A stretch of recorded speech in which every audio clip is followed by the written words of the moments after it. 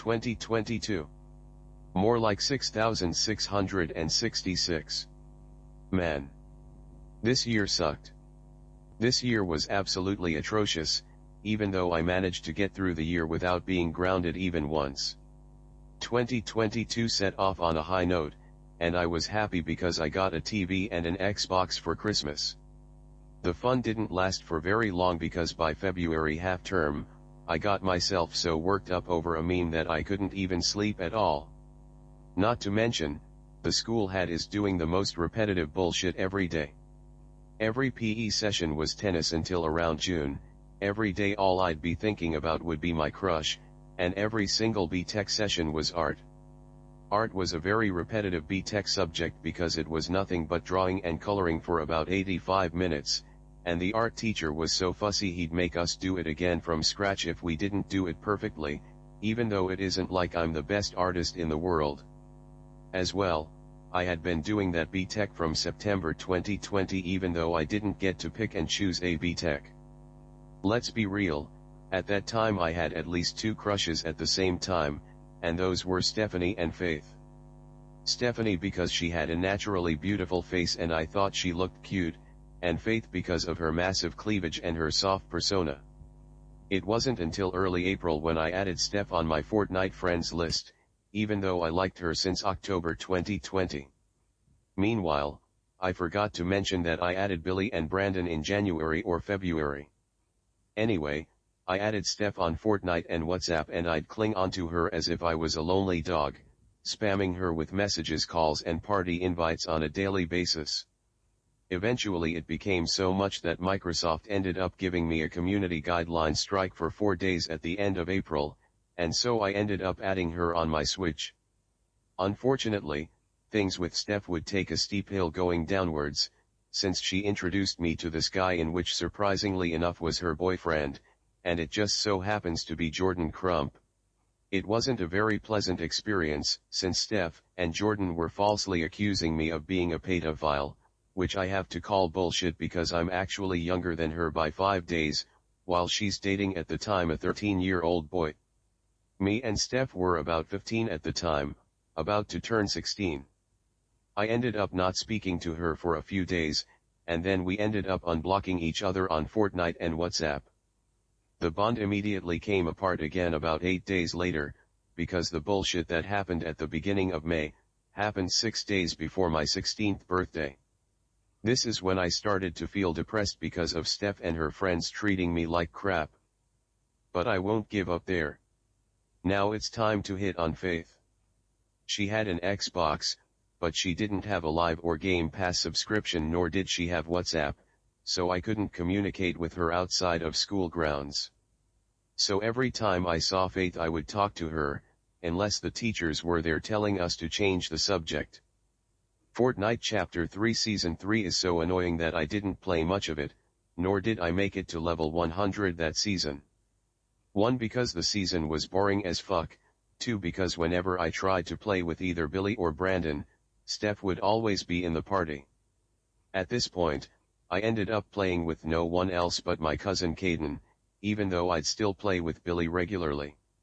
At least school isn't putting much pressure on me by forcing me to do tons upon tons of work, not even B-Tech was phasing me at this point. Hell, even PE wasn't boring.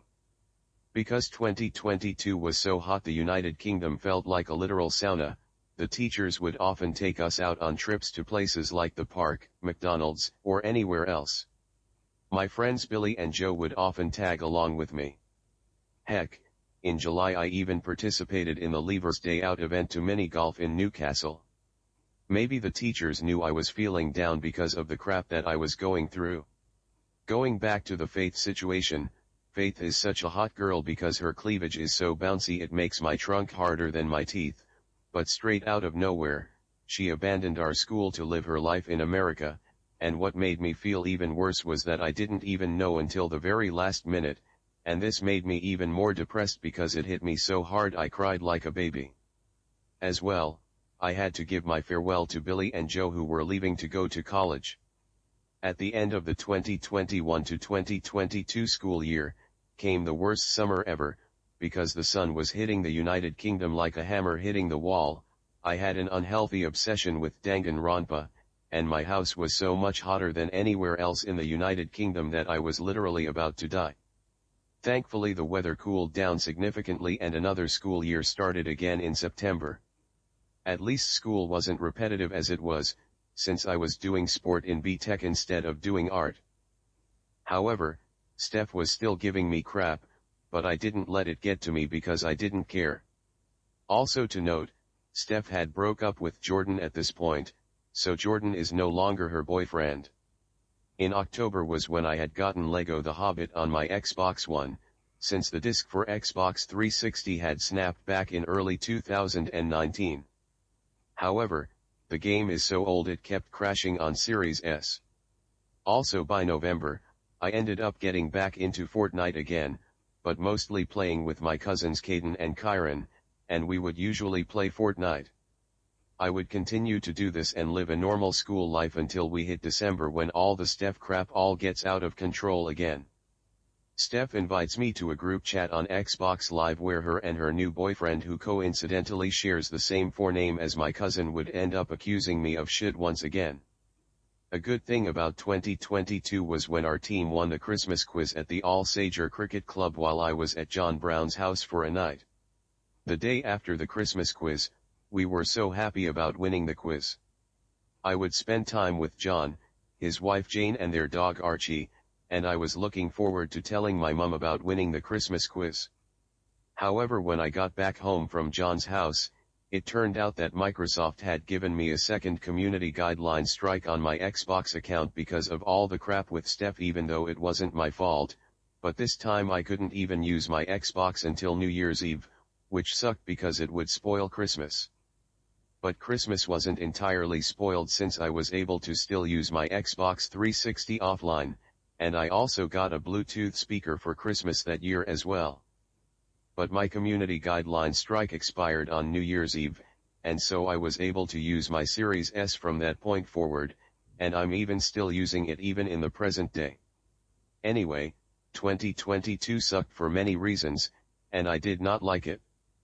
2023 is 95 million times better than 2022. End of rant.